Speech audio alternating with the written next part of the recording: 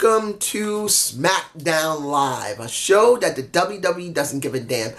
Well, let me put it to you like this. Welcome to Smackdown Live. I, Vincent K. McMahon, don't give a fuck about Smackdown Live because I still say Raw is the best. I saw the Lex Man's video on Survivor Series. I saw JD's, I think JD NYC 206. I keep forgetting his full name. But I even saw the Wrestling Inc. podcast with Matt Morgan on it. I saw these 3 shows on YouTube, and when it came to Survivor Series, they all said it was a very good, great show. But then when it came to Raw, they couldn't understand what the fuck is wrong with them. It sucks. But when it comes to any type of pay-per-view, particularly one of the big 4, they do great. I'm not bashing the show because I just want to bash it. I'm seeing it from a long-term perspective. The WWE is shooting themselves in the freaking foot right now. They have a nearly $1 billion deal next year for Fox. They got nearly $1 billion or more for their Smackdown brand. And instead of trying to make it look good for next year, they're basically shitting on it. Now, is this reverse psychology? Trying to get people to love Smackdown Live more by making hated, well, not hated, but to be treated like dirt by the WWE. That's a good possibility. They could be doing reverse psychology on the fans to make them love Smackdown more, so when it goes to Fox, it would be legitimately loved like crazy. Because they're messing up Raw really badly anyway. But I'm still seeing this from a point of view that you are legitimately destroying your product for the fans that are willing to be like Star Wars fans who go not only to see the movies 10 times, but buys all the merchandise and goes to all the events where you generate even more money. Wrestling fans are like Star Wars fans.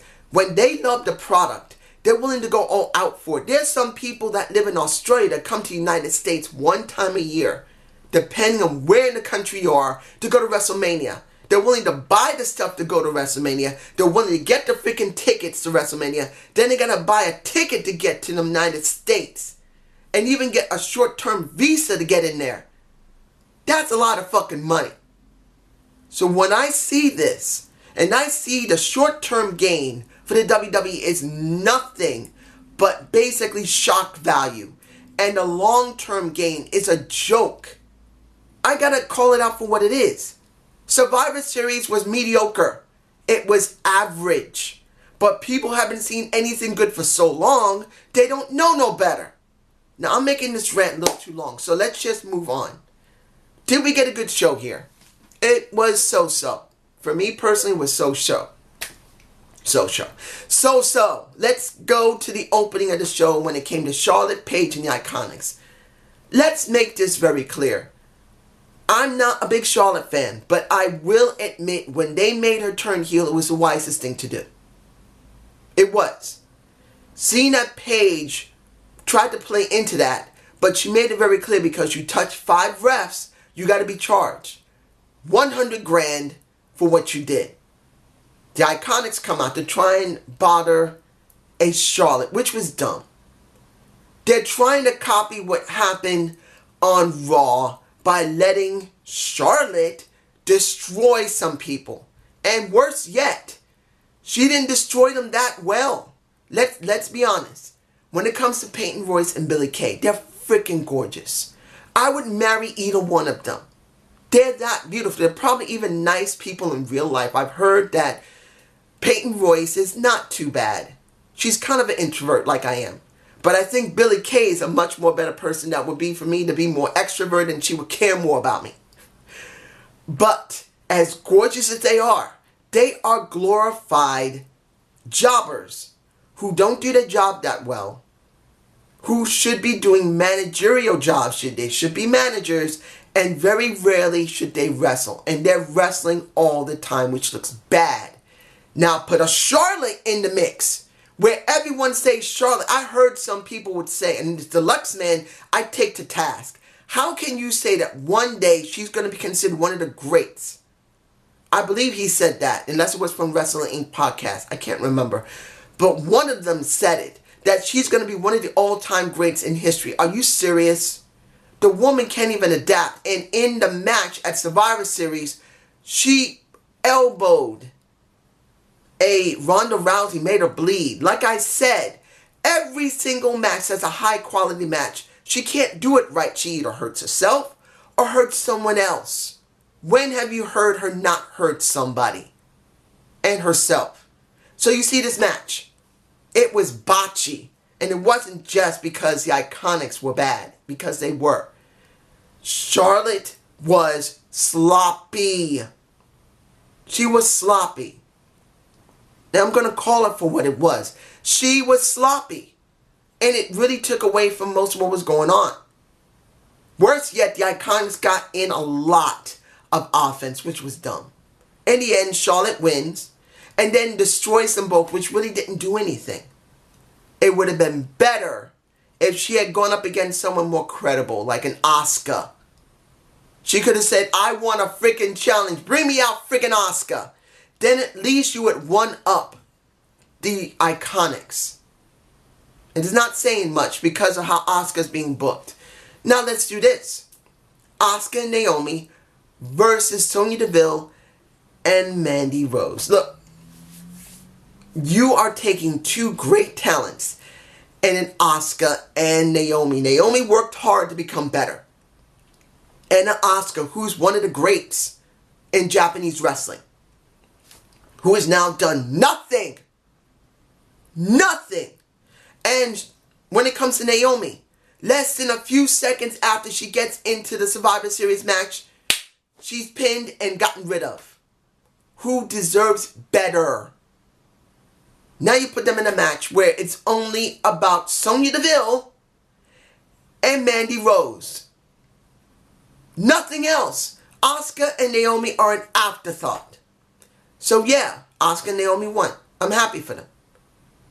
But in the end, what does this mean? This is more about Mandy Rose possibly being an enemy of Sonya Deville than anything else. Now, the match I couldn't stand.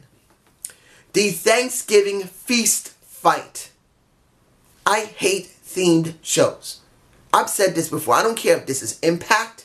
I don't care if it's WWE's Smackdown, Raw, NXT. I don't give a frack. That means fuck. I don't care. I hate themed shows. Every time they do them, they never execute them properly. And this one's no exception. Mind you, the crowd really cared about this show. This spectacle of the Thanksgiving feast fight, they cheered a lot for it. But honestly, I really didn't like it. It didn't give me anything new. You got the New Days, which legitimately said we should be cheered because, hell, we won our match on the pre-show. Why weren't we recognized? They actually addressed it, which at least I will say they were smart enough to do that because the crowd didn't like that. But when it came to the match itself, I didn't care. I don't even remember who won. Let's just move on. Now, let's get this part over with now. And that's Rey Mysterio versus Randy Orton. Now, in about maybe 2 weeks, which really makes no sense, when they're about to do Starrcade. You guys tell me below if you want. If I can remember this Sunday, I will try to do a review of Starrcade because I may forget. But you got Starrcade coming up this Sunday. No matter if it's an hour or nothing. Hour or something, not nothing. But who knows what it's going to be like. They're going to do freaking Starrcade. They better do it right. That is just as important as WrestleMania. They better do that right. But they got Starrcade coming this Sunday. So what do we actually get from Randy Orton and Rey Mysterio? This is a question for me. Because are they going to do something with them at Starrcade? Are they going to do something with them at TLC? I don't really know. Mind you, I enjoy that Randy Orton is still destructive. I enjoy that Randy Orton has been very vindictive. The match they had together was pretty damn good. But I'm questioning, where does this actually go? Yes, Ray lost his mask and he got his head in between a chair and knocked against one of the ring posts for his trouble. But the question is going to be, where they're going to go with this. Is there going to be a stipulation in TLC?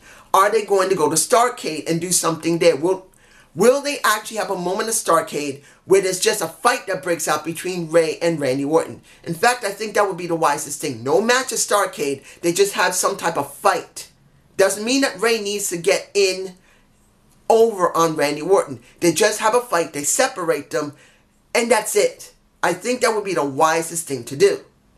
But as it stands, next to Randy Orton beating the crap out of Ray, doing a damn good RKO.